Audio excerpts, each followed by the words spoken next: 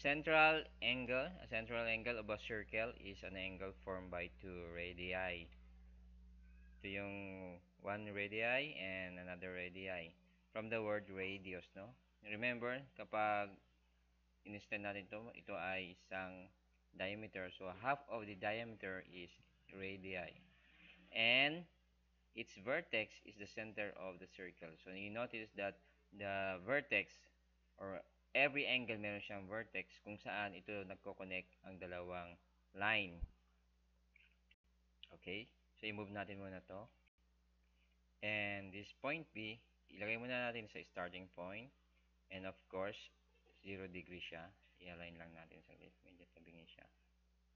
Okay? So, if I'm going to put this up all the way here, okay, or down, magkakaroon siya ng angle. Let's say this is 10, 20, 30, and that is a right angle. Pag right angle daw, yan, ganito, meron siyang 90 degree.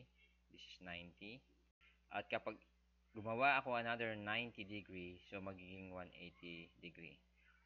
You notice that if I'm going to put half of this circle, that is another 90. Yan. Let's see, tabingin lang. Yan. Sabi daw, magiging 180 siya.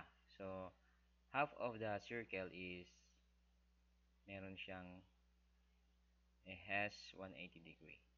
Now, if I'm going to put it back here from starting point and turn it around all the way here to here, isang ikot siya, meron siyang 360 degree.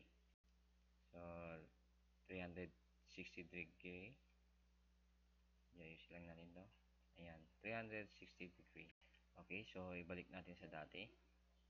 So, this is 180 degree. And, para hindi kayo malito, lagyan natin ng 9 here. Because the other side is 90. And 90. Ayan, so, itong 90 and 90. Of course, pag hinati na natin ang 90, magiging 45 degree. So, kunwari, lagyan natin to. This is point, yan. To. Lipat natin yung point B. Okay? Or lagyan na lang natin ng point D. So, that is 45 degree. 45 degree, 45 degree. 45 degree, okay. So, ilipat lang natin to para, ano, itong B, para meron kanya-kanyang point. Hirap siyang lipat. Yan. And another point E. Okay, so let's add. Okay, so let's say angle ECB, ECD, which is 90, plus BCA. Saan yung BCA? Ito, BCA. So, alam natin this is 45 and 45. So, 90 plus 45 is 135 degree. Yes?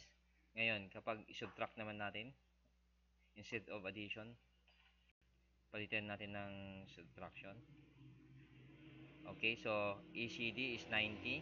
ECD 90 minus BCA which is 45. So 90 minus 45 is 45 degree.